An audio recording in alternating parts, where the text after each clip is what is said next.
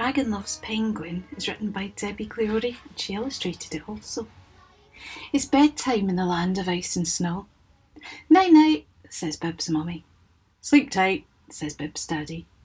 But Bib has a better plan. Please, says Bib, can I have a story? The one about the dragons. Oh, Bib, sighs his mummy. Just one story, and then it's night night, sleep tight.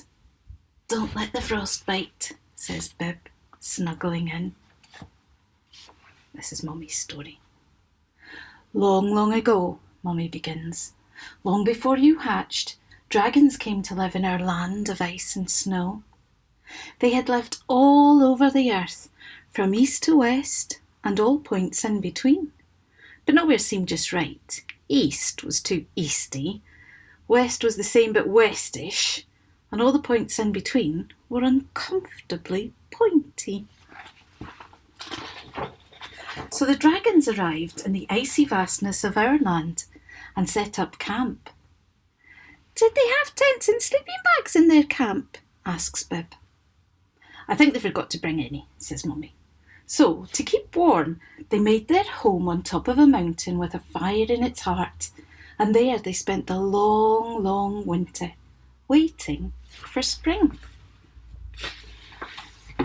Sometimes it felt as if the spring would never return, but slowly the dark skies turned blue, and drip by drip the ice began to thaw. At last the sun returned to the frozen land. The dragons loved the sun. They stretched their long necks, spread their wide wings, and polished their hard, shiny scales. Soon after that, the eggs started coming. Eggs with spots, dots and stripes, eggs with lumps, bumps and frills. Some of the dragons laid little eggs, some of them laid huge ones. But one dragon, having no egg at all, went off to be alone for a while. Poor dragon, says Bib. I know, says Bib's mummy, but sometimes things happen for a reason. Look. Oh, gasps Bib. Poor egg. Yes, continues Bib's mummy. That egg needed a mummy, and that dragon needed an egg. It was a perfect fit. The dragon loved her little one through ice and sun, and through dark and dazzle, the little one loved her back. All the other eggs were quick to learn.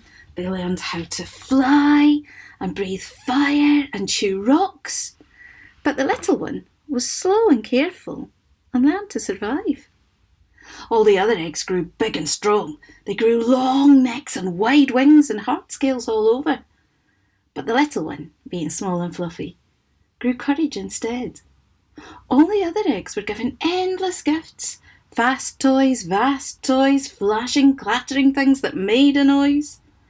But the little one was given love and time, the greatest gifts of all. Then one day the big dragons had to go far away to do big important things. Left behind, the small dragons grew fretful and cross. They picked fights with each other, and then they turned on the little one. You're not a proper dragon, they sneered. You can't fly, you can't breathe fire. You're covered in feathers, you big softy.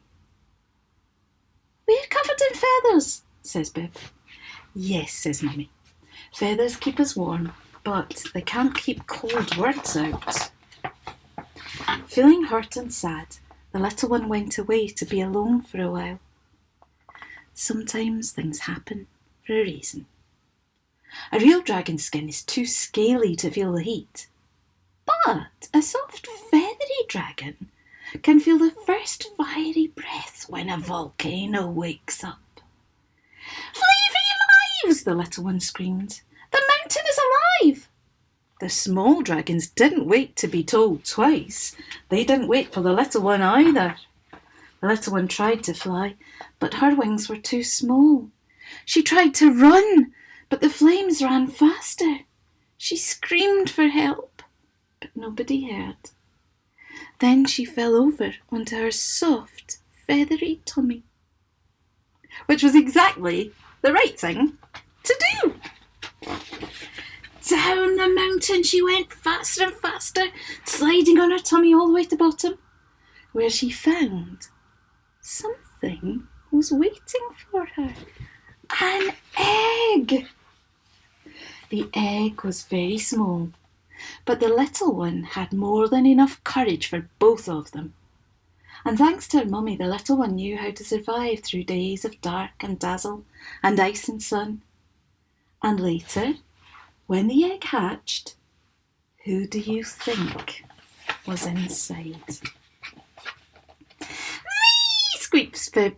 You, says Mummy. I was the egg and you were the little one, says Bib. Yes, says Mummy. And I knew the best gifts to give you, time and love, just like my dragon Mummy gave me. And now it's time to snuggle down.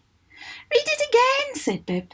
Please. Maybe Granny will read you the story this time.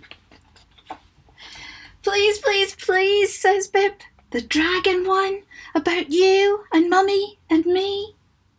Snuggle down, says Granny. Close your eyes and I'll begin. Long, long ago, long before you hatched. And we know the rest of the story, don't we?